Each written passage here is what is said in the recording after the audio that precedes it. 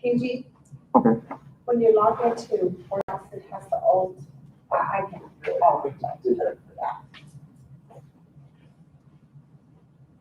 Well, Narda, Yes, ma'am. welcome back, and you thought you could get away, huh? It's like Eloy, it just keeps pulling you back in, girl. I was just, I'm just not made to be at home. I just go 100 miles an hour and I was busy, but I needed something. Well, I think this job is perfect for you. Thank you. And the part-time is perfect. I couldn't be happier for you Oh, and Denise. oh, thank you so much. I love her. There ain't nothing I can do for her. Well, you're gonna have to keep your eye on her and make her slow down. Absolutely. Absolutely.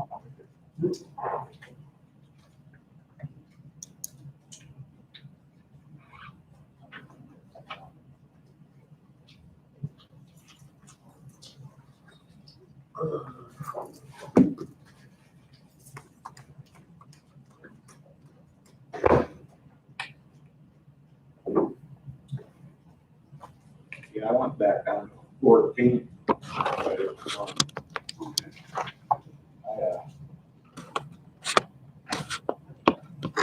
I was out 33 days. I've been out for 2 months. Wow. Yeah.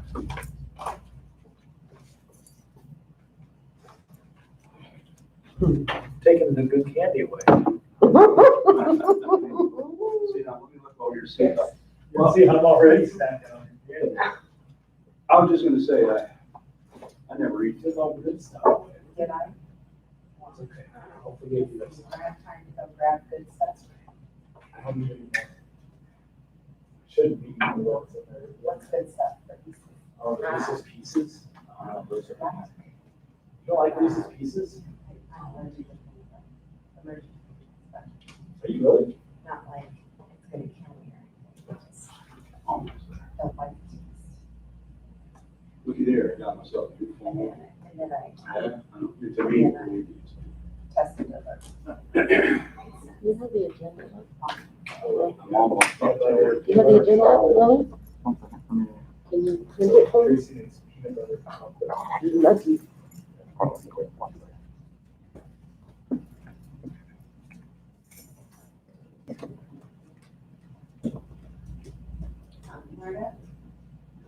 Narda?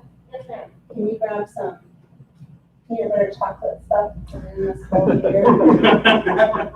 Oh my gosh, we filled that up, Tim. I only ate 3 pieces. Only ate half of it.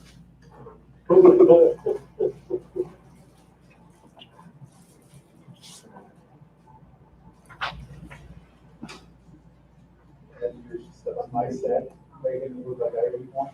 Yes. I see how it is.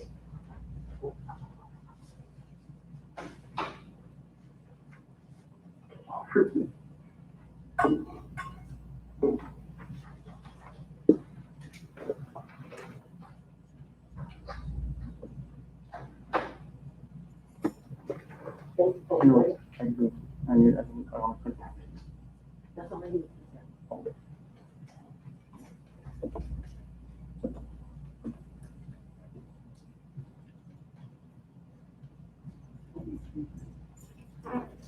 You really have to do that, thank you.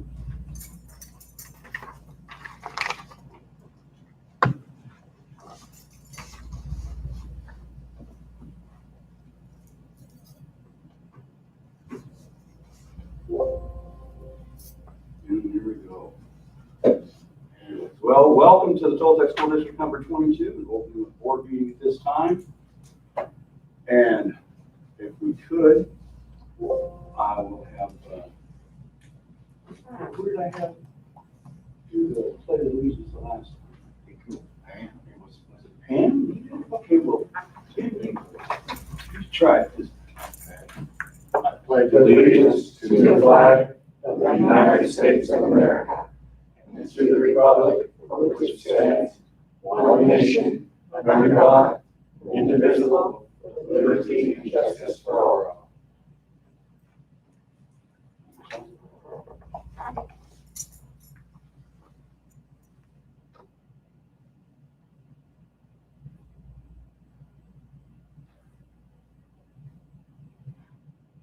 All right, treasure hunter's pledge. Narda, since you've been in here, would you please lead us in the treasure hunter? Absolutely. As an adult and a treasure hunter, I am committed to search for all the talents, skills, and intelligence that exists in all children and youth. I believe all children are capable of success, no exceptions.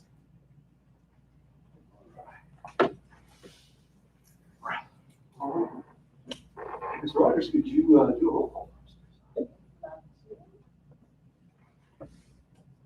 Mark Wainwright? Here. Good to have you back. Yes, we have you back. Pamela Long? Here. Dennis Callahan? Present. Timothy Gason? Here. All right, All present. thank you, ma'am. Now we'll move on to the approval of the agenda. Make a motion, we approve the agenda as presented. Second. All right, I have Ms. Callahan, approval of the agenda. And I got Pamela Long, our new clerk. Okay, was what I wanted to throw in there, but I was having. Yeah, don't be absent. Has seconded, so all in favor, say aye. Aye. All against? It is passed. Now we'll move into, we got information items coming up, so A, our 2021 education plan response to COVID-19, state and federal directives. Ms. Rogers, could you help us? Governor Ducey, he gave us a directive on Thursday, so we started scrambling around to comply with the directive. If you open up the educational plan, this is just a brief synopsis of our response to the different parts of his directive. So we already had our first day of school for students in August 17th. There's still, your instructional days or hours, that didn't change, that stayed the same. So we have, we'll stay with our 144 days of instruction, which we had already accommodated for on our calendar. Our current schedule, the way we go to school from 7:30 to 3 or 8:15 to 3:30, that gives us 1,080 instructional hours. So but the requirement is 890 hours, so we are above that by 190 hours. So what we're going to do is the online instruction day is going to be reduced to 6 hours and 20 minutes a day. So that'll be a total of 911.52 instructional hours for 144 days, which still exceeds the state requirement by over 21 hours. That will be over 3 days extra that we have on our calendar. So for instance, if there's just something happen and we have to close school for a couple, 2-3 days, we would have that, for instance, we had to close school at ACES once for was an electricity issue, power outage. So we didn't have to make up a day because we have extra. Now, instead of the schools are, right now, they're offset with their time they begin and end each day to accommodate transportation. But since we will not be running the buses for transportation, we can put them all together. So for both schools, the day will begin for online learning at 8:10 in the morning and conclude at 2:30 in the afternoon. What that looks like, the principals, as they presented their plan the other day, they have a schedule for each grade level. And so you would, let's say I'm a student, I would be at my table or desk, log in by 8:10. The teacher takes attendance, because you do have to do attendance. And then I would stay logged in until 2:30. So I might have a break here and there to do something, but the teacher would be working with me. I'd have something to do all day long from the 8:10 to 2:30. It's built, there's actual schedule. So I might need ELL services, I might have that teacher coming on at a certain time to work with me. I might need special education services, might have that teacher coming on to work with me different times, but I will have a schedule that I follow as I'm doing school at home on the computer, okay? And then so it's teacher-led online learning, and the teacher will be at the school in their classroom providing this teacher-led instruction. Do you have any questions so far? Good luck. Yeah. Having any student be there 6.5 hours. It's gonna be tough. We are expected to do any, attendance and everything, so this is also with this and then being there, if they have questions, they're struggling, we can address that very quickly, answer the questions, work with them, do small groups, that sort of thing, and give them kind of some extra reteach and things for the students who need it. If there's a situation, there is an option from what I understand that they can record it, and go back to it later. So there is that option, but if that's done, then the teacher's not live to be able to help at that moment. So if we see students that are struggling, we're going to address that right at the beginning, and whatever needs to be done, we'll do that to accommodate the students' learning. So we'll take that case by case. So they do 6.5 hours? Are you gonna like track their time somehow? Or? From what I understand, it will all be in their, they'll be set up for the instructional day. You'll take attendance. If I'm a student, I might say, I get this. So when the teacher's finished with with telling everybody, teaching it, I can say, well, I don't need to, say I'm an 8th grader, I'm like, I don't need to stay on. I can log out for 15 minutes, do my stuff, and then come back in for the learning check, that kind of thing. So there'll be a little bit of flexibility, but it will be a school day. Okay, here's my other question. What are they logging on to? Where are they really logging on to get all this instruction? So because we had like 4 or 5 places kids that log on to and so at this time they're just going to go to one place. Yes. Correct. Log on and their instruction will be given there.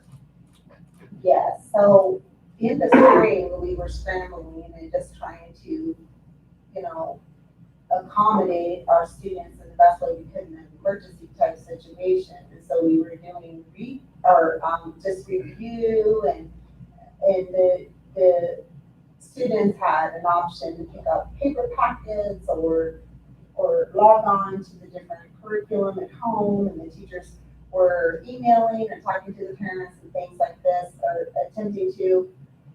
Frequently, we did have some complaints that the teachers were reaching out too much. Then I had a couple of complaints that they didn't hear from the teachers, so by her vote. But this is totally different. So we will use Microsoft Teams. The teachers will set up the Teams, and so there will be one login for this child to get into Microsoft Teams. Now, they might need to get onto their curriculum. After teachers, taught, and they might need to get into the math program, or, but it'll be very easy to access, and this is something that the students are used to doing in their classrooms also. Okay, I just wanted to know what system they were going through. So they're just going to go through one system, Microsoft Teams. You have their own little password that gets in where they're supposed to go, and that's all I wanted to find out. I have a concern that when all this started happening and all the churches went online, YouTube and Facebook couldn't keep up. That the internet service providers don't have the capability to handle all the people online at the same time. We tried to go live, it would come in and out. My concern is when every school in Arizona and every student in Arizona starts logging on, how are we gonna know if they can even maintain a connection or not? They're at home trying to do it in the connection. You know, that's what we experienced at the church was you're going along live and all of a sudden it just freezes up.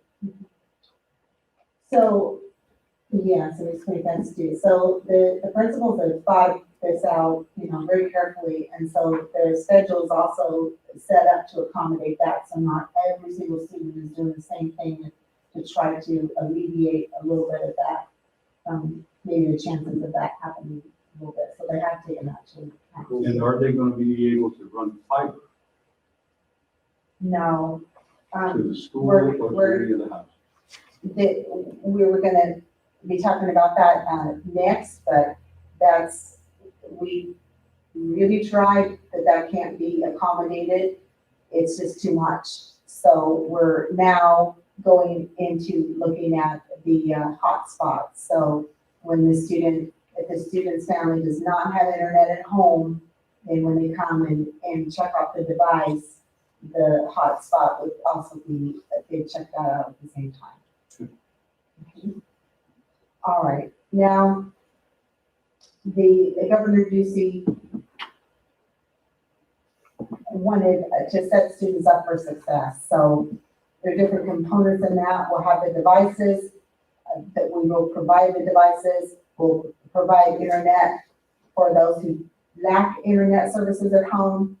Instructional support is built into the learning schedule. So if you get special education support, ELL support, and the other group that the governor mentioned was like foster kids or kids that are wards of the state.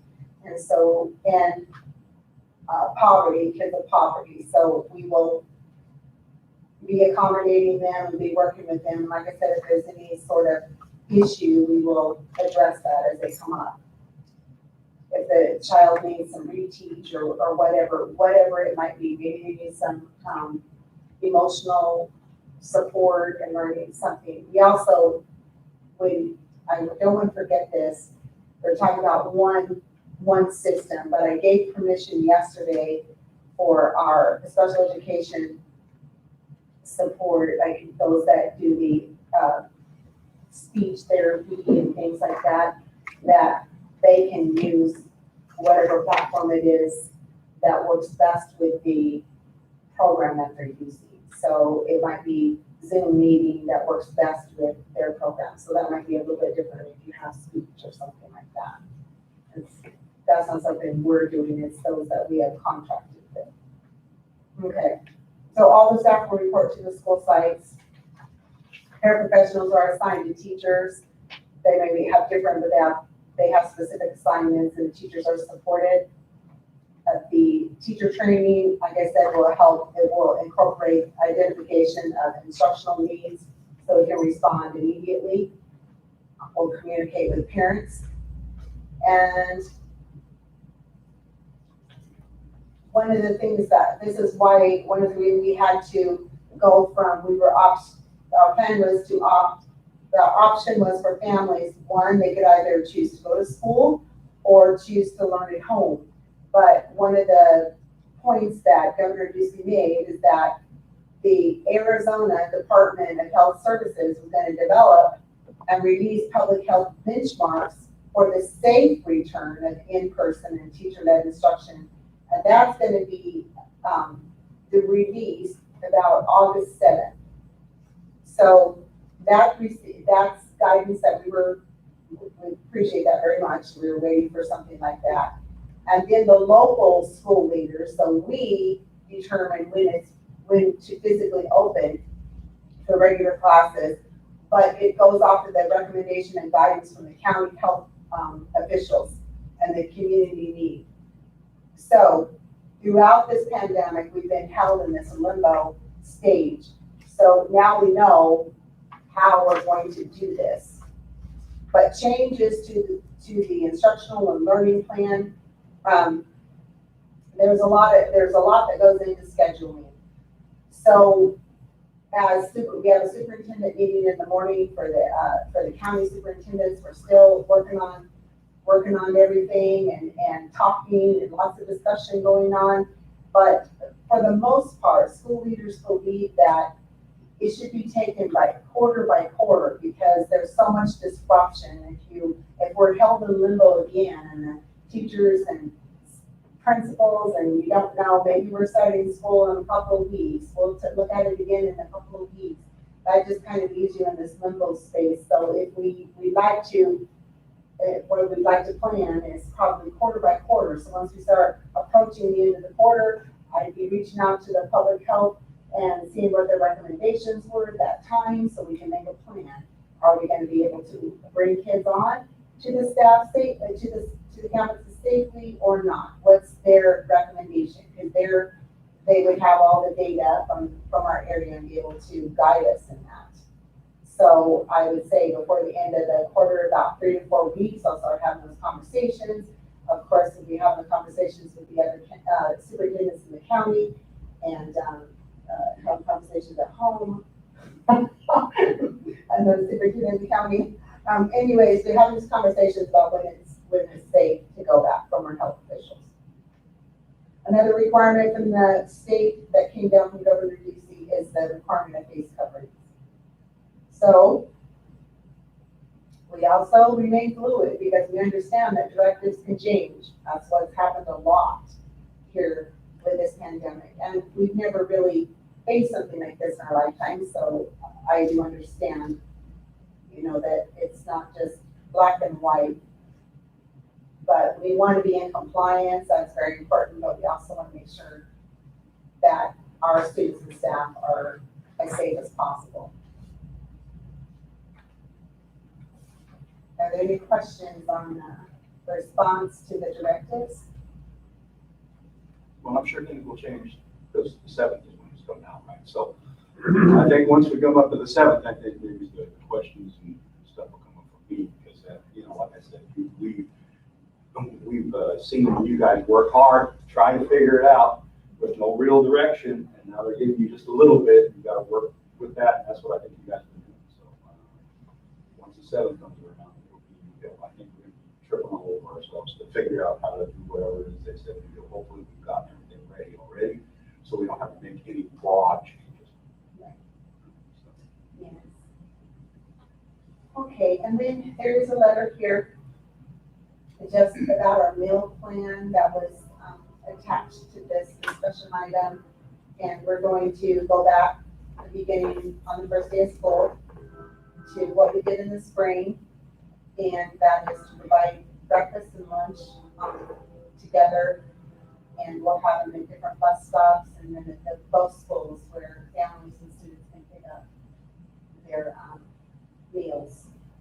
Now, we are going to, at the school sites, we're going to produce student IDs for each student. And so, let's say if I'm a parent, I have 3 children, I did raise 3 boys, and by, given them at home because I want them to be safe, I could go pick them up because I could have their ID cards that pick it up for my children. So it kind of helps that way also during this pandemic. All right. In the letter from the trust has a form for waivers for parents to sign a waiver. Are we going to follow that or not? That was when you have everyone on campus, every children on campus. We're not doing that. So we're doing the teacher-led online instruction. So we won't have any children on campus? We will not be opening the doors. So we will have, if there is a need for a child to come in for a reason, for us to work with them, we'll do that. But we're We'll have not, a waiver for the ones that do? we can look into that. Do any of our teachers who have children that go to ACES or Tall Tech plan on bringing their kids with them to school? That question was raised to me by the principals, and I explained to them that would be okay if there's a strict protocol in place and it is adhered to. If the child is not staying in one place, and they have to be on the computer learning the whole entire day, if they're not sitting there learning and they can't, I said, no, playground, no recess, all that, then, if they're not abiding by that, then they lose their privilege. Be allowed. So they'll have to come up with something that the kids will, whatever kids are allowing to come in as staff, members of the staff. Because I could see that some parents who would see that as an unfair advantage because they have to go to work, but yet they've got to leave their kids at home to get their learning done. So that's gonna be a sticky subject probably. I do understand. Yeah.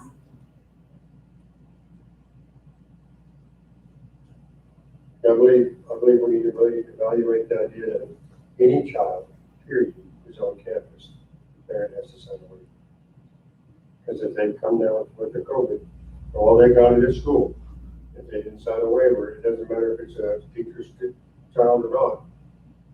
The trust is not gonna cover it, and we know that, so I believe any child, period, that's on campus, parents should have to sign a waiver. So, meeting with the trust tomorrow morning with them, the superintendents of the state. So we'll see where they stand on things, but I guess the one difference is that, when you work at a school, which I did when I had kids, I was used to them coming with me and didn't have to whereas if someone has a different job, they're not used to taking their child with them. I think that's a little different, but I do understand what I said, yes. It's impossible to meet everybody's needs, that's Yeah. for sure. That's for sure. Just, like I said, everybody just has to understand the situation that we're all in. We're gonna run into sticky situations like that, but you still have to understand that everybody has to do something. People have to learn to kind of figure it out and understand the aspect of everything. If we're done with this, we move on. I'm not gonna say the bottom line is that we'd love to be back to normal. That's easy. That's easier than trying to figure all this out.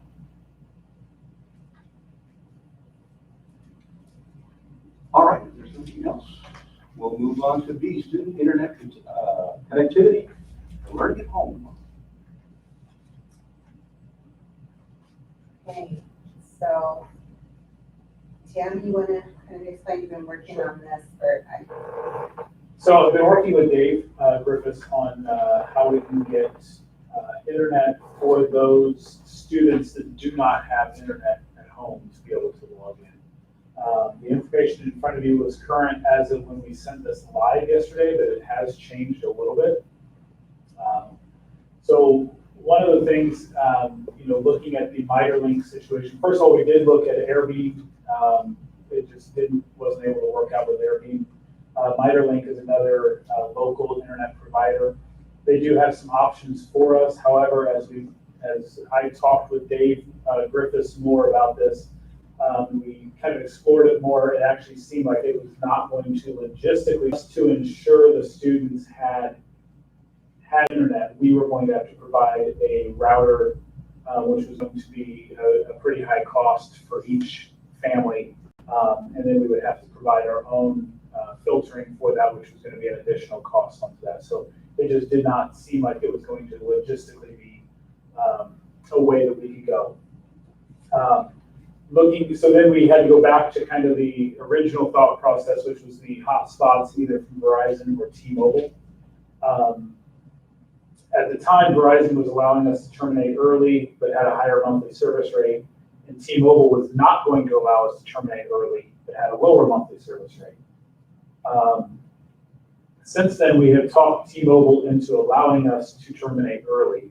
The only difference with them is that we do have to pay off the cost of the actual hotspot device in order to terminate early. It's actually a lower cost than Verizon. So the way the numbers that we figured out today showed T-Mobile's cost going to be considerably lower than any of the other options that we're looking at. So that is the direction we're moving. Those will be tied to the device. They will be paired to the device that they are hooked up to. So they will not be able to, we're not providing internet to the families to go watch Netflix and do their, Call of Duty gaming or whatever that they want to do. We are providing internet for their student to be able to log in to do their educational time. They will potentially be able to use their little device, for other things, but we can limit them down to what we need to do through those hotspots. So they will be paired with the notebooks that we send with them. There will be one per family, one per home. So we don't have to send one per kid. We can send one per home. So if they have, 2 or 3 kids, they will get one. If they have more than 3 or 4 kids, if they've got like 6 kids, we're probably going to have to send them with 2 because they're going to start, the data rate's going to come down too low for them if they have too many people.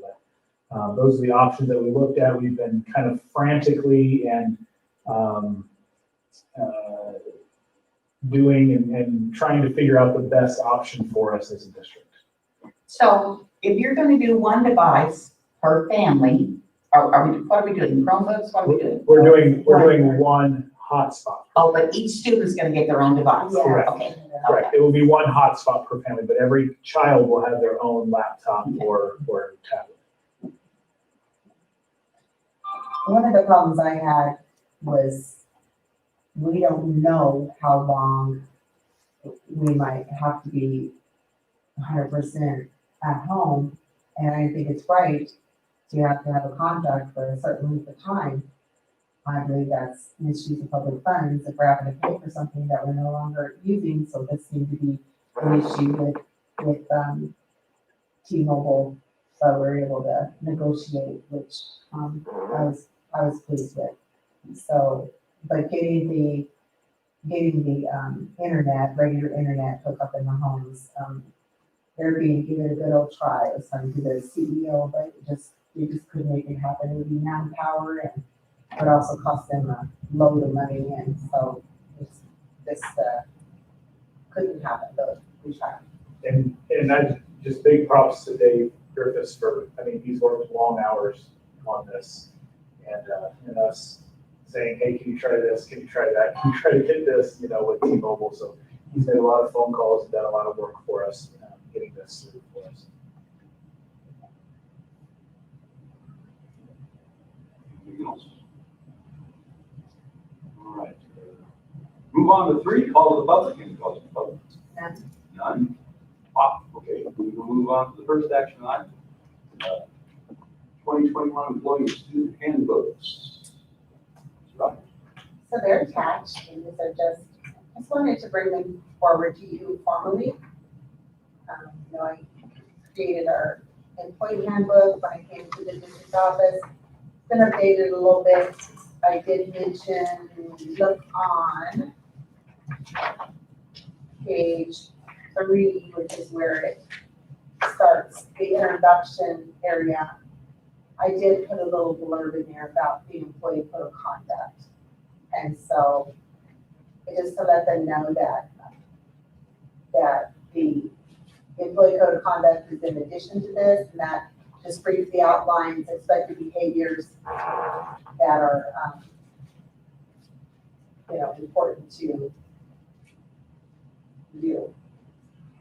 I actually spent 2 hours reading both of them. Wow. I So, spent That's multiple what I was hours. gonna say, that the student handbook seems pretty elaborate for a first grader. When I look at the student handbook, I think, okay, who makes sure that this first and second grader understand what this is?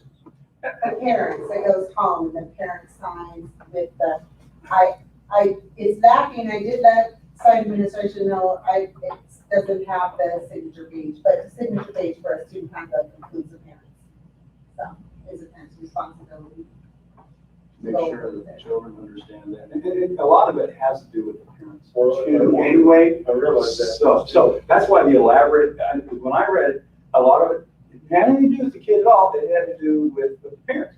Student handbook, it goes to the parents, and they have to understand also. So the reason it's elaborate is because parents have to understand too, they got to put a little bit more on the onus on the parents themselves, because you are the parent. And then I just, in my mind, I had the grandkids at the house all the time, so in my mind, I had a student handbook, this picture of two kids on the playground, what you don't do. Each page, would just address something, so a first grader or second grader could get a student handbook and actually just look at the pictures and kind of get just a consensus of the do's and don'ts of school. You could attach all the writings so that the parents can understand it, but so that a first, second, or third grader, they could get a little handbook. And it actually would be something that they could look at, and they could kind of get some kind of directive if we had time or something to do that. Maybe 1 year to put it together to where we had just when I seen the student handbook, I was thinking of my grandkids when they get to school, if they had that, again, just some pictures. And it may be that some, I don't know, it may be that some of the teachers actually have something like that, at school, but they don't have it at home. Right. Still, at the school, they would learn it, but yeah, it's When I seen the actually. student handbook and I thought of my grandkids, I thought, oh, no. Well, it's an excellent idea to bring up to teachers themselves and see if they actually have anything like that at school. If they don't, see if we can work something.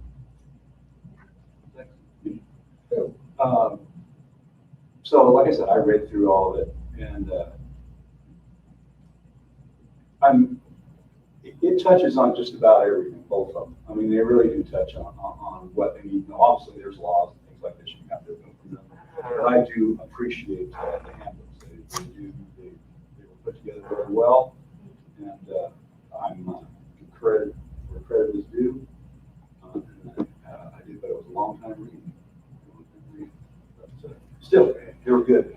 I'm glad you Had a have chance to read them, but- It's signed Yeah, and it gets signed right at the end. Yep. There's a signature page. every year, I'm telling you, you read it. every You year. said you read it. You said you You saw did. at the bottom, and I know I read it. So if I read it, it's on them. It's not on me. So yeah. And someone at each school has to be accountable, to make sure that they all get signed. And someone here at the district office for the district office employees too.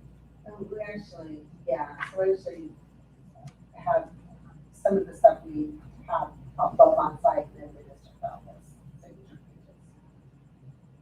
pages. Okay. So and we keep those in file, right? All those are on file. Yeah, I have them in, but now I have them first, so I'm gonna be able to keep. I'm just kidding. All right. I'll make a motion to approve the handbooks as presented by. I second. Okay, so I have a motion by Dennis Callahan and a second by Tim Cason. All in favor, say aye. Aye. All against? Motion passes. Moving on to BDB policy revision. As requested by Mr. Callahan, you have the draft that was included last meeting, and then the, just with the stuff removed and everything cleaned up for the policy as discussed. Thank you very much. I'll make a motion to approve as presented. I second. All right, we have a motion by Dennis Callahan, and we have a second by Mr. Tim Cason. All in favor, say aye. Aye. Aye. All against? Motion passes. We've already had the next meeting date, correct? Well, So we don't have to do the next meeting date. All right. We're 12. And after that, it's just up to the Make a motion to adjourn. Second. Okay, you beat me. Okay, I just need to make sure who beat who. Okay, so Dennis Callahan made a motion. The second was done by Ms. Pam Long, the clerk.